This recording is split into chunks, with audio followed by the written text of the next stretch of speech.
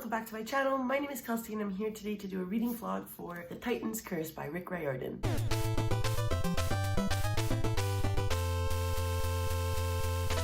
So today is once again Percy Jackson Day. If you've never seen any of my videos, me and my friend Hanani are hosting a Percy Jackson read-along, but we will be reading one book from the Percy Jackson universe. This month is May and today we're reading Percy Jackson and the Titan's Curse. This book basically follows Percy Jackson as he receives an urgent distress call from his friend Grover and he immediately prepares for battle. He knows he'll need his powerful demigod allies at his side, his trusty sword, and a ride from his mom. So cute. I love the way that these summaries are written. Like, I think it's absolutely adorable. Normally I try to read the whole book in the entire sprint. That hasn't been working for me really. So I think what I'm gonna do is read at least 100 pages of this so I can try to finish it off in the sprints, especially because tomorrow I have one of my friend's bridal showers, so hopefully I'll be able to finish this today so that way I don't need to carry it into tomorrow and feel like stressed about like updating this vlog, editing it, and posting it in a regular time frame, you know? Doesn't matter, Kelsey. Don't worry about it. Don't even worry about it.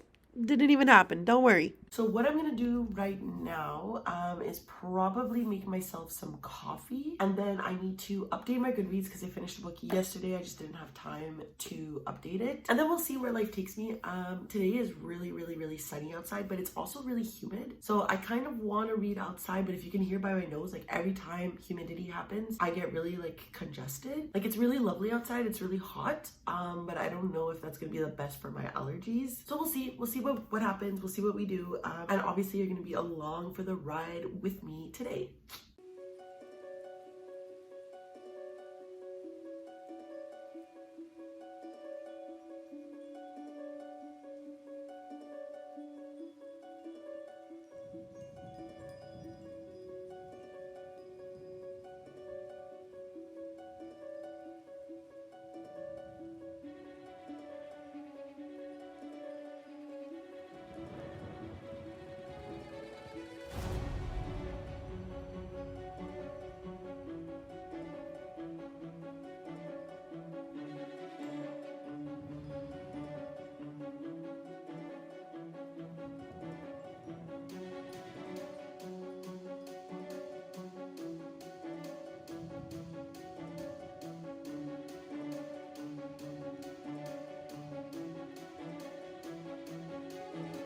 I did read 50 pages this morning because I was like, I'm fed up of telling myself I'm going to do it in the sprint and I don't. Wait, you started already? Yeah, I gave myself a head start. Goodbye. See you later. But when I order fish and chips, I expect there to be fries. I don't Yeah. expect there to be chips. You know what I mean? Yeah. So. That's confusing. This is more confusing to me than the chips, fries, and crisps. Like, it makes sense to me, but also it doesn't. Yeah. Wait. So, like. Okay, wait, whoa. Lucy's adding another level to this. Hello, so just to give a small update, we are within our first sprint right now, and I got to page 102. So just to give a little summary of this, basically at the beginning of the book, Percy and Annabeth and Talia are sent out on a journey to go to school to meet up with Grover. Grover has been tasked with finding different half-bloods around the country, and he ends up meeting a set of twins, Bianca and Nico. Nico D'Angelo is a character I've heard of before, surrounding the Percy Jackson universe, so I feel like he's going to be a character I really enjoy. But basically at the beginning of the book, they don't really have any idea of who they are or why they're being like hunted by these monsters. Percy, Talia, and Annabeth come to essentially take them and bring them back to Camp Half-Blood. In the midst of this, they obviously meet a monster, and this monster disappears with Annabeth on his back, and they are saved because the hunters, or like Artemis's team, come to help save them, and therefore Percy, Talia, and Grover, along with the twins and the rest of the hunters, set out to Camp Half-Blood because Artemis is searching for a different like monster, or a monster that's rising. Now to the point that I got at, a prophecy was given to one of the hunters, and now they need to go on a journey to save Artemis because she's kidnapped with one of the monsters, and Percy wasn't chosen to go, so right now we're dealing with the fact that he is kind of going to be left behind, but also at the same time he solely wanted to go on this journey in order to save Annabeth, or to help find Annabeth, because he doesn't doesn't know where she is. So I'm really enjoying the setup so far. I think it's really interesting. The Titan's Curse has just come up as something that the group of people going on the mission to save Artemis will have to deal with eventually. But yeah, so far so good. I'm thinking if I go at this speed, I want to finish this today. I always say that, but alas, doesn't always work out. But we have about 7 minutes left in the sprint, and I'm currently waiting for my boyfriend to bring me something to eat, but he's not here yet, so I'll probably eat it in the next sprint. But yeah. Lucy. Who the hell is B? B. Excuse me, you don't know our girl? B? B? Sister. Who's that? Okay, Zoe, yeah. I feel like we're all on the same page here. Are we? I think so. Well, Joe helped us. Nico. That's it. Nico, hold on, guys. Just Nico, whatever. Bye.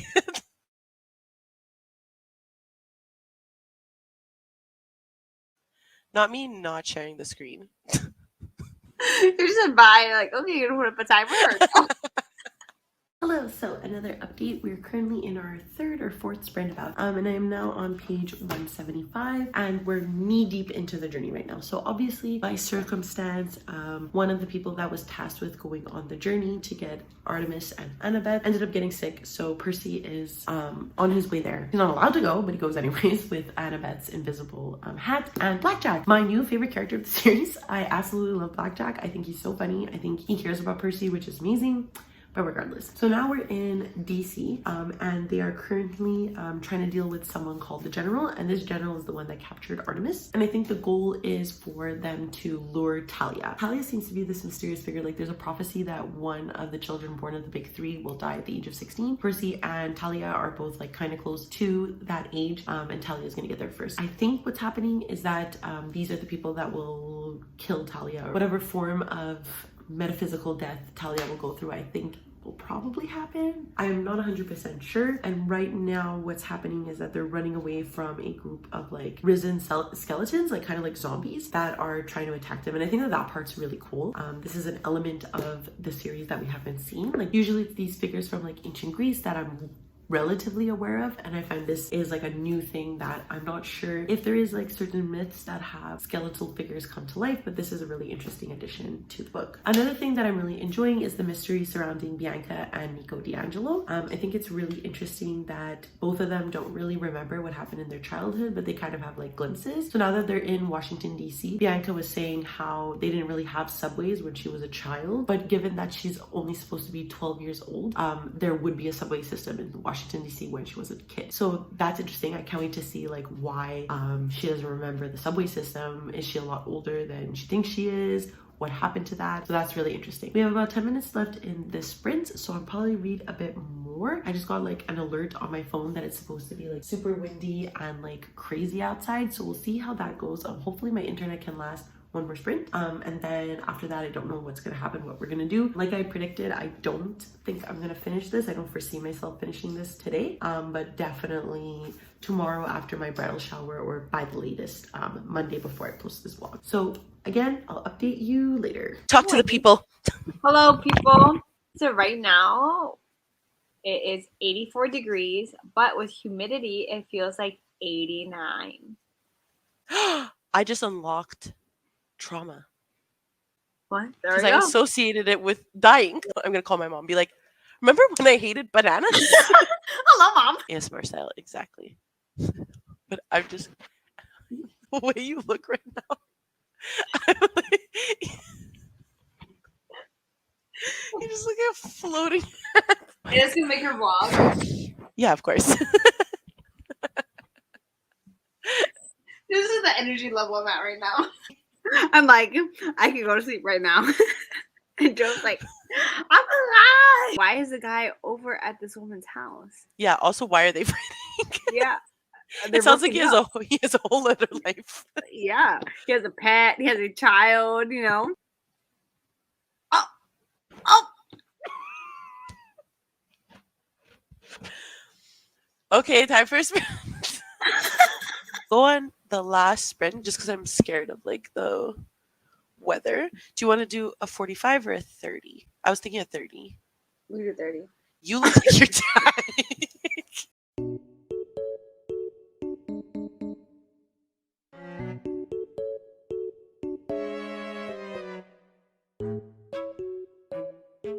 So we're in the middle of our last sprint and I got to page 200. I think I'm going to stop here. I'm at chapter 14 and the first part of the prophecy just happened where one of them is supposed to be lost here. I'm not going to get into details of who it was that's missing, just that one of them has fulfilled the prophecy. But as we know from the previous Jackson books, the prophecies aren't always direct translations of what's going to happen. So we'll see from there. The sprints have been so much fun today, obviously, but I feel like me and Honani have not talked about the book at all. So I don't really have like concrete thoughts, and Lucy had said something in the chat where like nothing really happened in this book, and I feel like that's kind of the case right now. I'm reading it and I'm really enjoying it. I'm having a great time. I'm speeding through this one much more than I was Sea of Monsters, and considering that this one is 100 pages more, I'm really enjoying that. So now that I'm at page 200, I have about 100 pages left, which I think I could definitely finish tomorrow or later tonight. I don't know what's gonna happen, but yeah, I definitely agree that the plot is a bit more janky this time around, or at least like not as consistent. There's not a clear direction of what they're doing, and I think that that's kind of the purpose of the book. Like there's a lot of things that Percy is learning like about the hunters or about the mysticism behind these monsters and what's happening with them. So I think that that's really interesting and something that we're learning more of in the world building, and I'm really enjoying the characters this time around. For example, we just met Aphrodite, which I think was a really interesting introduction into her and her as a goddess, and that she believes in love, and she was inkling at like a love between Percy and Annabeth, which I really enjoyed. And just from like Percy lore, or like just being on booktube, reading books, I feel like I'm saying this and it might not be true, but I think Percy and Annabeth fall in love and get together. So I think that if that's the first instance and like Percy saving her, I think that's really cute and wonderful, and I like that Aphrodite is the one to like integrate this idea into kids' heads because she's the god of love. I think middle grade audiences are more inclined to believe her as someone who's going to push forward this type of plot. So I think that that's a really interesting addition to the book. But what I also like is that Aphrodite is kind of paired with Ares, and I think it's interesting that like if you know mythic lore, you know that Aphrodite's married to, I forget his name, Hephaestus, and you know that Aphrodite has another relationship with Ares. So I think that's really interesting that Ares is there, but Ares is also a god that we don't really trust. So then should we trust Aphrodite? Should we trust her about Percy's love for Annabeth? I think it's a really interesting like addition and puzzle to the book that I think probably was a lot of fun for kids to figure out. So I have no idea where this story is going to go. I have no idea what the Titan's curse is. So that's a lot of things that's keeping me going. Lucy had also said that the plot twist at the end of the book is super interesting, and like I'm very excited to read that plot twist. Like I mentioned in my 2 previous vlogs with Percy Jackson, I am really liking this series and I really like it as like a middle grade. So to have like a really interesting plot twist in the middle of the series essentially will keep me going, and I'm so excited to continue. So that's it for this update. I don't know when I'll update you next, but it will probably be either when I read another like 50-ish pages right before the end, before I close out this vlog. So see you later. I love that. Not the sweet life of Zach and Co. I'm trying to think of this theme song. You're it. No. So wonderful. Who's that? No, that's iCarly. Hannah Montana's Best of Both Worlds. Never forget. Get the best. Yeah. Oh, belted. Joe Jonas is so hot, and his wife, Sophie Turner, Game of Thrones queen. They're the best. Sansa, and I love Sansa. Really, Like, I hate her. I was like, you could die. Even at this point, I'm goodbye. still waiting for Sansa to die. She's the die. Yeah. Hello, this is just a quick little update to say that I didn't read anything today. I didn't read anything last night. I had a bridal shower today. Did I film it? No. So we're just gonna pretend like as if I've been reading this whole time. I'm probably gonna make myself a salad. I did eat a lot at the bridal shower, so I'm not that hungry. This fridge. But anyways, I'm gonna read after I make my salad. Okay, bye.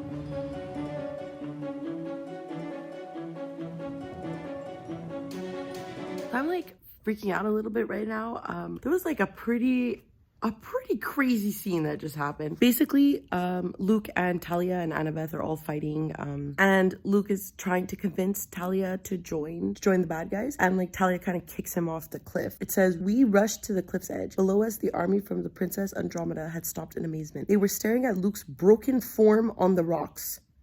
Despite how much I hated him, I couldn't stand to see it." Children have read this and I'm disturbed. There's been so many deaths in this book. I do think it's important for like kids to have like realistic expectations about like being gods and whatever, and like learning not to do these things and not to think that they're gods, but this is nuts. This is crazy. Also, not one of Blackjack the Pegasus's friends being named Guido. Guido applications accepted over here. I love Guidos. Let's go. Guido. Hello, so it's time for me to just close out this vlog because I ended up finishing Percy Jackson and the Titan's Curse, and I really loved it. I think I'm gonna give it a 4.25 stars, just because it wasn't as good as Percy Jackson and the Lightning Thief. That so far still is really my favorite book, but this one is a really close second. I feel like Rick Riordan really opened up the world with this one, be it through like Artemis and the Hunters, or like the new edition of the D'Angelo twins. I was super enthralled. This one was miles better than the Sea of Monsters. Like if you watched my last month's vlog, you'll see that I really didn't enjoy that one. I still give it 3 stars because it had like the charm of Rick Riordan, but it just didn't capture me or appeal to me as much. This one had the charm of the first book without having the weird / dated additions that the second book had that I really didn't enjoy. Like, yes, there are some things that still make this series like, oh yeah, this is kind of 2000s. It really wasn't as bad, and I definitely think it still holds up today with some minor imperfections. Once again, I found myself really laughing at the jokes and smiling through specific scenes. Like, I was just having a really good time, especially Bessie. She ate this book alive. This book series is definitely getting more mature. I think the Titan's Curse is really the starting point of this maturity, and I can definitely see the book going into a new direction, or the series rather going into a new direction. The book had much higher stakes. As you saw in the last clip, there were major consequences for some of the things and actions that they've done. I feel like the way that the characters grew in this one will only set a path for future lessons. And even though I find I didn't update as much with this book, I think that's just an attest to the fact that I was really enjoying it. And I think the plot twist at the end, specifically with Nico, was really well done, really interesting. So that's making me even more engaged for the rest of the series, but specifically for the Heroes of Olympus, because I think Nico is a more major character in those books. Just a reminder that next month in July, we will be reading the Battle of the Labyrinth. I'm really excited for this one. It has a super like creepy cover, and it's quite long actually, or at least it's the longest one so far. Yeah, it's a whole like 50 pages more than this one. So I'm super excited to get into this. Obviously, like I said, I'm enjoying the series overall. So please join us next month for this. I don't know exactly when we'll be doing sprints, but it's gonna be around this time, like June 14, June 20th, like around that time. So let me know if you read The Titan's Curse this month. Did you like it? Did you hate it? What did you think overall? And if you would like to follow me on any of my other social medias, I do leave a link down below to my Goodreads, Twitter, and Instagram if you would like to follow me there. And also, because it is the end of the video, please don't forget to like, subscribe, and ring the notification bell, because as you know, it makes me feel good, does wonders for my channel. I appreciate you so much. And that's it. I don't know how to end these things, so I'll see you next time. Bye.